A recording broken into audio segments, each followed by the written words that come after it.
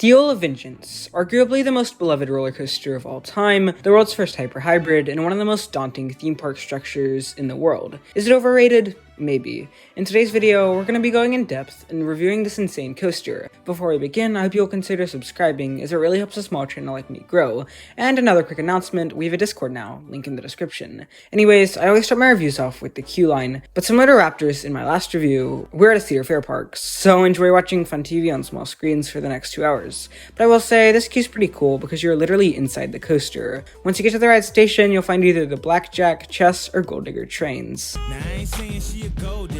All of the ride vehicles are the newer generation RMC spin axle train with 13 rows of 2 across seating for a total of 26 passengers per train. Once you sit down, you'll buckle your seatbelt, which doesn't affect the ride too much, and then a ride app will push down your lap bar. These RMC lap bars are some of my favorites out there. As a smaller person, the shin guards do nothing for me, and the small bar barely restricts the forces. At this point, you'll get the all clear and out of here, as you do on all Cedar Point rides, and begin your, dare I say, journey, that is Steel Vengeance. You pull out of the station through the maintenance shed and take a 180-degree right turn. This takes you into 2 small bunny hops, which don't give airtime per se, but they give a floaty feeling in your stomach. The train then attaches to a chain, and you begin to ascend up the 205-foot tall lift hill. This lift hill is really fun. One of my favorite lift hills ever, and this lift hill is really loud. Once you get to the top, you'll get a nice view of Lake Erie before plummeting down the 90-degree drop. This is probably my second favorite RMC drop behind Iron Gwazi. It's insane.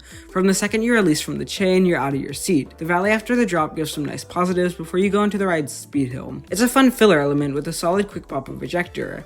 After that, you rise up into the ride's top hat. I feel like everyone skips over this element and goes straight to the outer bank, but the laterals and airtime you get on it are some of the best on the ride. It's not as powerful as some of the other elements, but it's sustained. You get some laterals and positives in the valley before going into the infamous outer bank. This element is famed for its insane sustained ejector, and let me say the hype is real. You get flung into your lap bar and stay there for what feels like forever, especially in the back row. After this is a photo point, so get your poses ready, and then you go into a speed hill, which gives even more airtime, and then a really whippy 0G roll. You enter next to this element banking the same way, meaning it feels like you're twisting forever. You turn to the right into a kind of forceless wave turn, and then you have what I like to call the car crash dive. It's like they took a 0G stall, squished it down, and put it on a decline. The whip is insane, and you get flung to the side of your seat. After this, you have a double down, which gives some airtime, and then a double up into the mid-course. That right there could be a full ride in itself, but we're not even halfway done. And because this review is already getting kind of long, I'm gonna speedrun this ride's second half.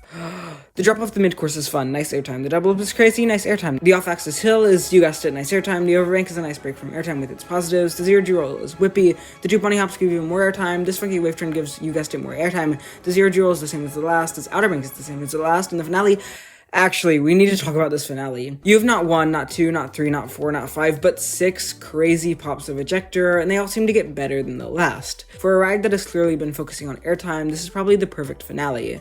After this, you hit the brakes, and your journey is over. You just conquered Steel Vengeance. As you can probably tell, this coaster is something special, but as you can also probably tell, it's pretty repetitive. It just goes on and on at the end, repeating the same elements, and that's why I don't think it's the perfect coaster like many want you to believe. It is, however, one of the best coasters ever built, and objectively the world's greatest coaster. I mean, if you really think about it, this is the most insane and ambitious coaster in the world.